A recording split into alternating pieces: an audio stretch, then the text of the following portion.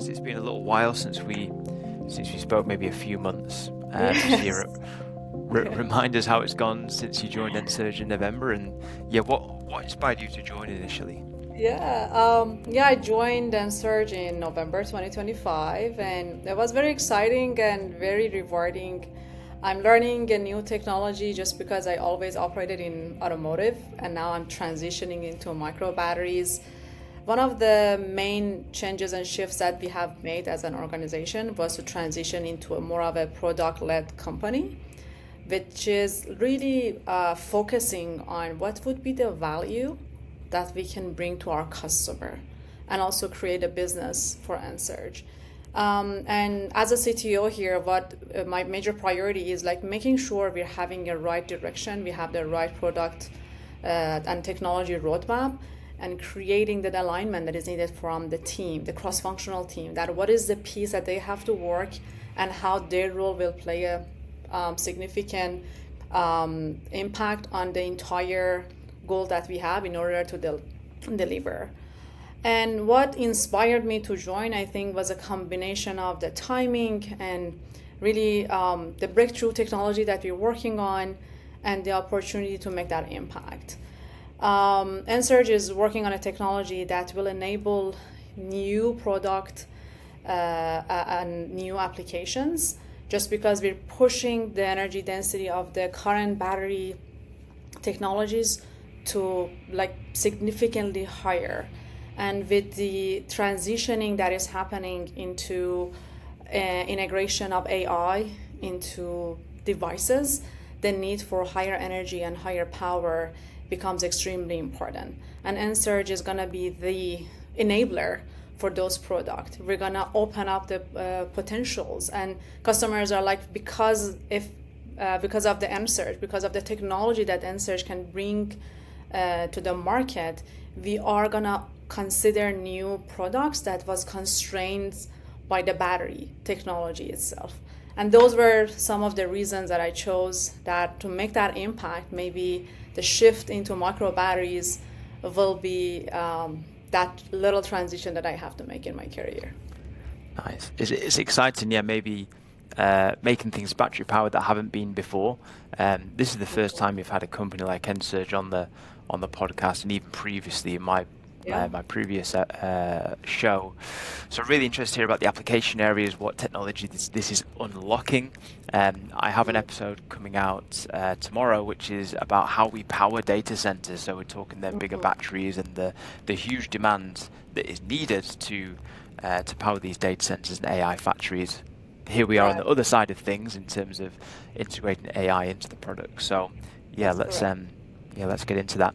In simple terms, then, explain to us what Ensurge is, the type of battery, what it powers, and why it matters. Yeah, so Ensurge is working on developing an ultra thin, high energy, solid state micro battery.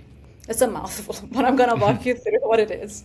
We're working on a next generation of the batteries that will be enabled by transitioning to the solid state battery, because we can also let the use of lithium metal anode chemistry, and as a result of it improve the energy density to above 800 or 1000 watt hour per liter.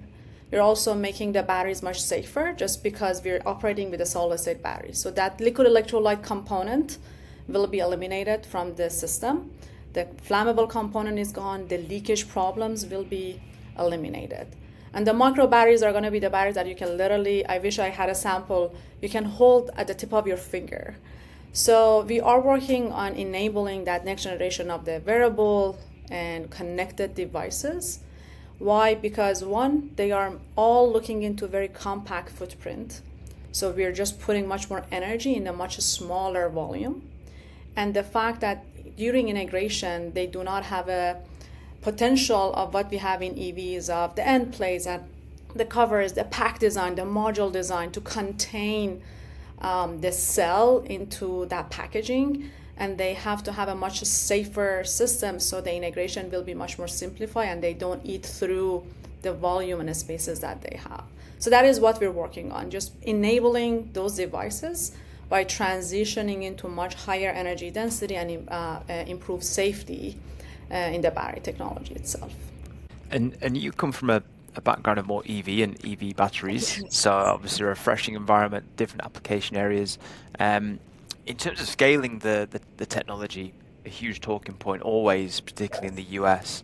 How are you finding the kind of advantages and disadvantages of scaling manufacturing of microbatteries versus your kind of previous Yeah. application areas? And I would say when you're talking about batteries and manufacturing batteries, the core disciplines of the battery technology manufacturing is the same. No matter if you're micro battery or if it's like much larger cells.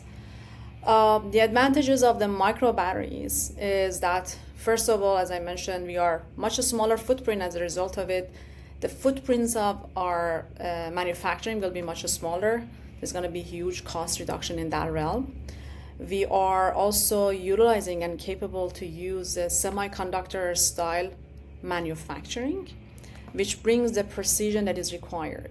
We are working in a very small footprint, so the tolerances are very important for us.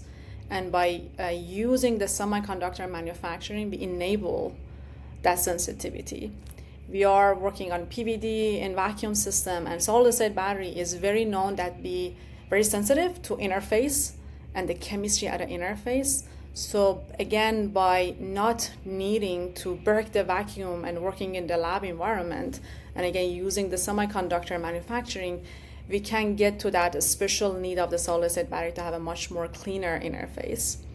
One benefit of again utilizing the semiconductor, we can go through faster iteration because every run will give us lots of smaller cells that we can split into different DOEs and learn. But at the same time, if you want to scale up and you have one defect in one run, that entire run is gone. So the opportunity and the advantage can also serve as a disadvantage. But during that learning cycle, we can really learn much faster and iterate faster instead of waiting in an ideal way of, okay, this is the recipe, then you iterate and iterate and iterate. We can just do much faster learning and adapt and change. So these are basically some of the advantages. One challenge we also have to be aware is in automotive, the requirement for the cells are similar, no matter which OEM you're going after, but we're going after wearable and hearable and IoT, and our customer segments are very wide. And because of that space limitation that they have, we need to work closely with our customers. It's a good challenge to have just because we create those relationship and partnership with our customers. We have that co-development together. So as we're designing the cell, we understand how it needs to integrate into their application itself due to that space limitation that it exists. And that will be a challenge that also can work to our benefit just because instead of, again, working on a technology in your silo and then going with that final product to the market, to customers and say, no, this doesn't work, we can iterate together. One example, some are looking on a cell that is encapsulated that they can integrate. And during that integration, because we're having lithium metal in our system, we need to make sure that the cell during integration go to much higher temperature. So because of that feedback of yes, the cell are going to experience above 180 or so, which is a melting temperature of lithium metal, we change our design to be anode-free chemistry. As a result of it, we ship the cells, they integrate, no problem, then they form the cell. The other one is like, no, I just want to stack. These stack will be encapsulated. So then we don't need to look into that encapsulation ourselves. We go with them. There are some that are, okay, I'm looking for something that will be curved. Would it be one big cell that have problem with flexibility, or do I make it into smaller pieces? So these are, they're learning, and it is a good challenge to have and creating those feedback loop with our customers itself. interesting. I'm going to get to the manufacturing processes soon and talk about the advantages, disadvantages versus the US and Europe, given semiconductor manufacturing. That's, of course, where Ensurge's HQ is in Norway. But let's get into application areas. Talk us through where you're seeing the most potential and also why solid state in these particular application areas. So we are looking into like where the strongest demands exist. which is coming from the wearable devices, medical application, and IoT products. Especially these are important in the markets we're going after because this is where the size, weight, and run time matters, and that is a key differentiator. And we're gonna go where we can be that differentiation.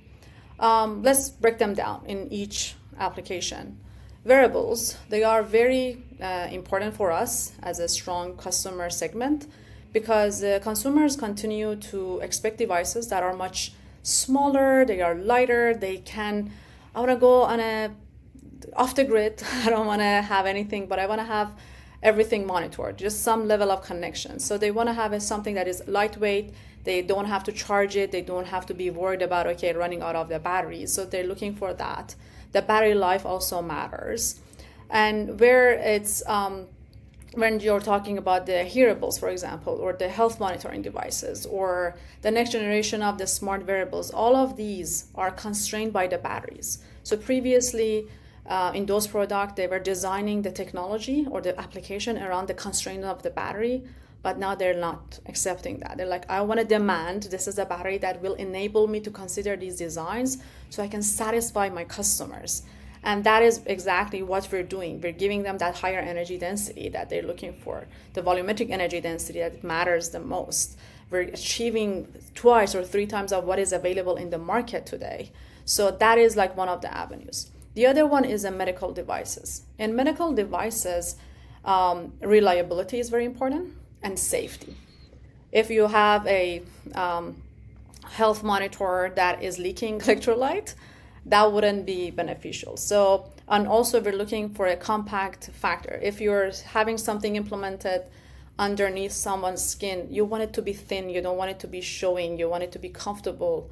You don't want to have surgeries to change just because the battery life is like ending and you're near ending and you want to just change that because of the battery. Everything else is working. So that is the medical devices is another one. And again, with the connection to AI, with all of those, the energy and power densities will be required. And again, that will be another segment that we can serve. The other one will be the IoT and connected sensors, where customers are looking for long-lasting power solutions. And that again will be where we can continue and go. So with all of these, there's a lot of synergies and there's a lot of benefits that we can bring to every single customer, and that will define our product and go-to-market strategy, basically, of what would be that minimum viable cell that will satisfy multiple customer segment. We can validate, we can look into what define our go-to-market strategy, and then take it to the next level.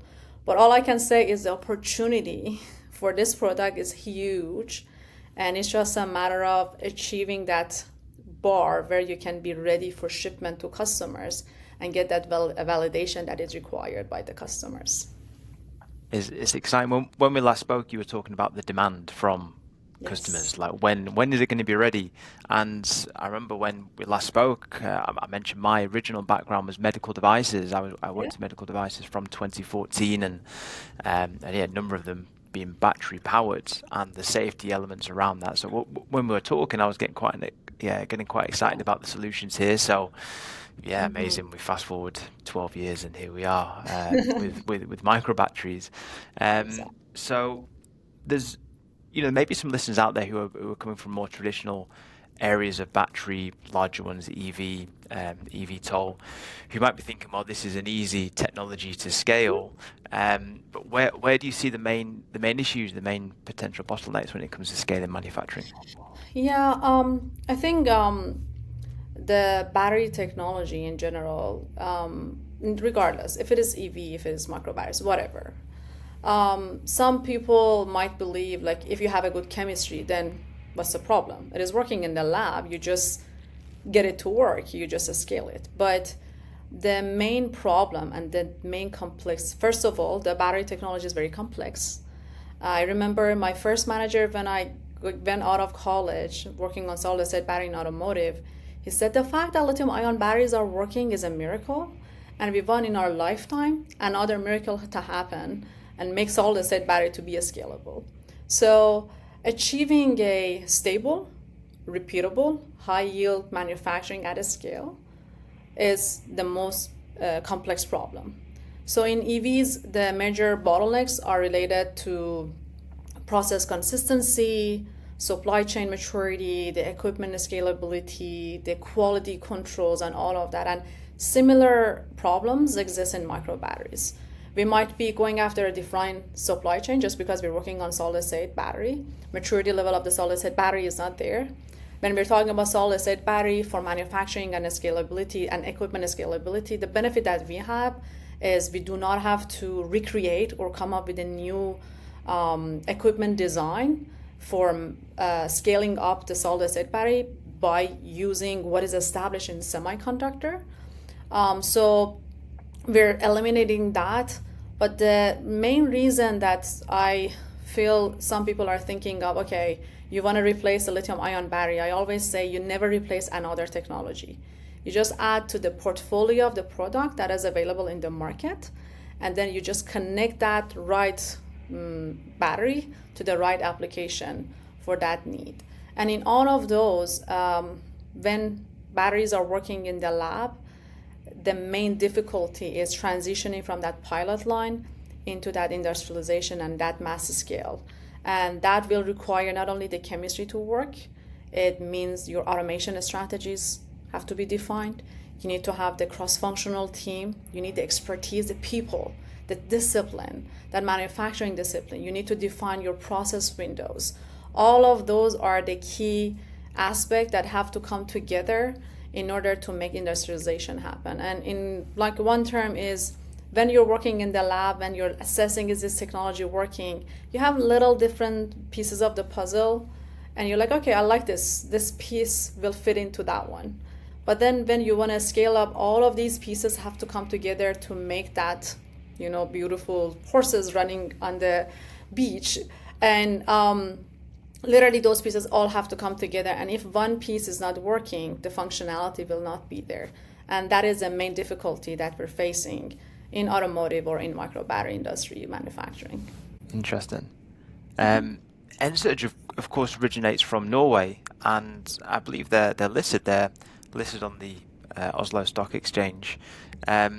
What is the current status of the business in Europe compared to the US? And then what are the plans for the US over the coming years when it comes to actually building the business there?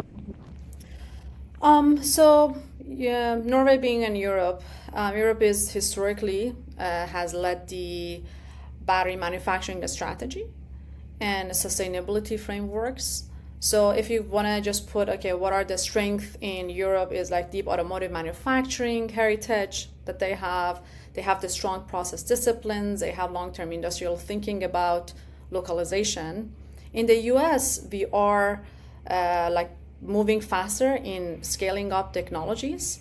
We are having a better and a stronger startup ecosystem and a venture investment, speed of decision-making, partnership, iteration, fast moving faster. And the benefit that we are collecting in Ensurge is we're operating in the US while we have our European roots, which gives us that unique perspective. And we're benefiting from the strength of better startup ecosystem, the venture investment, the next generation technologies, the iterations, the talent pool, accessibility, the partnerships that will enable us, and all of the sort of engineering discipline that comes from a European with the speed and innovation that we're getting from US will put us in a very strong position. That support function, the foundation is very strong, and there is a less chance of that collapse, so that would be what I would say Ensurge is benefiting from. What would come next, I think it really matters with the new leadership after our CEO Shana came on board. She's looking into what would be the transition point, what would be the right approach, and she's like every day working on that strategy of the strength that exists in the US, the strength that is in Europe, how we can make them sort of work together to build that up. Now the foundation is there, how we can get to that market integration and market sort of go to market with our product as fast as possible. Great. How yeah, you referenced there the CEO and the team. We talked about the team a little bit before. How important is that? Because many times when I'm speaking to candidates and talent in the industry, we'll talk about the technology and how they're positioned and the stage of the company, their funding. It's not always the first question they ask is, how is the team? What are the people like? In your opinion, how important is, I mean, just specifically looking at Ensurge in the US and scaling and commercializing, how important is the team in all this? Because the business seems very well positioned, the technology and the demand, the demand for the technology seems to be there, but how important is the team and the setup of the team when it comes to achieving and building businesses like this? It's the most important piece, and I think we forget about it. We are always talking about technology. We are always talking about chemistry. But who makes that chemistry work? Every day, the team, that cross-functional team. And as a leader, as a person who's working in an executive level, your job is to make sure you bring them the focus, you tell them this is the milestone that we have to go through, and provide the resources that are needed. But the people are the ones who are coming up with the innovative ideas to resolve the challenges. They should take the responsibility and ownership, and they are the ones who will just go after the problems, think through what are the resources that are available to them. They learn from the experiences, having that experience, the discipline, the previous work that they have done. Those all have to come together. I think that we are not only focusing on the chemistry, but also we're focusing on organization. We're building that culture, that innovative culture, that you need to be agile, you need to be sort of not only disciplined, but be okay. There are shifts that are happening. There's never that ideal word where you say, okay, this is where I'm gonna go through, and you just take the steps and everything is clear. The team needs to be sort of stable, and then they will need to know where they can rely on each other to bounce ideas, to look on the expertise that are required, identify the problems that they have, escalate that whenever is needed, and like build that culture of accountability together. So if I define this task has to be done, every single team take that ownership, they have the accountability, and we can make sure we can trust each other. I would say we should put the same amount of focus on the people that we're putting on the chemistry. With the perfect chemistry and a wrong team, you will get never anywhere. I think you can even fix the problems if you have the right team with the right attitude and with the right discipline working on your problems. I think it's a really important point. Something I was thinking about when establishing Evolo was, what is the moat around recruitment, and especially with the emergence of AI and all the changes that are happening in our world. And I realized the biggest thing was people and community and that human connection. There's some things that AI can't replace.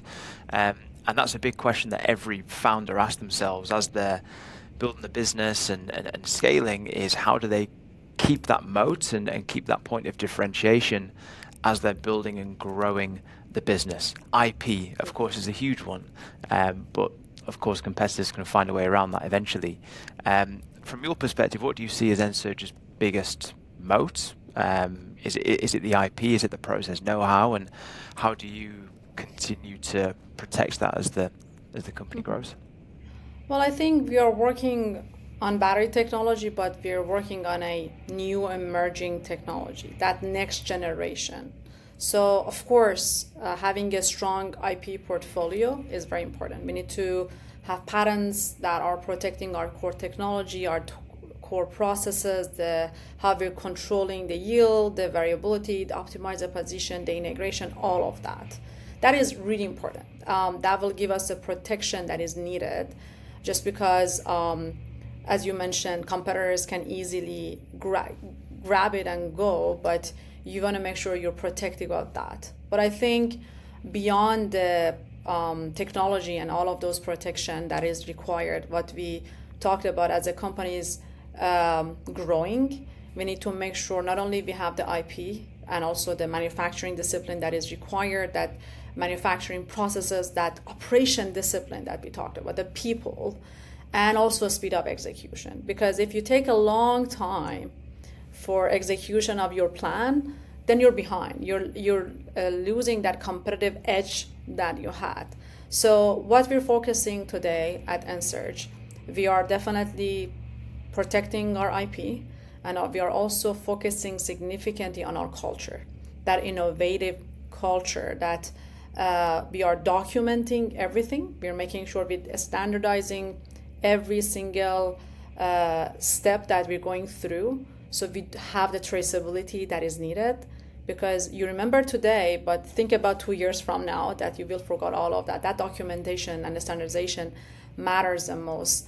And it is important to have the expertise and the people who have done this scale up, so you can rely on their know-how, because you learn a lot from the failures, you also learn a lot from the success, and you want to have a blend of both teams in there. So I would say, as you mentioned, the IP is important, but the people that are driving that execution at the speed with the right discipline is as important as that IP and the technology itself.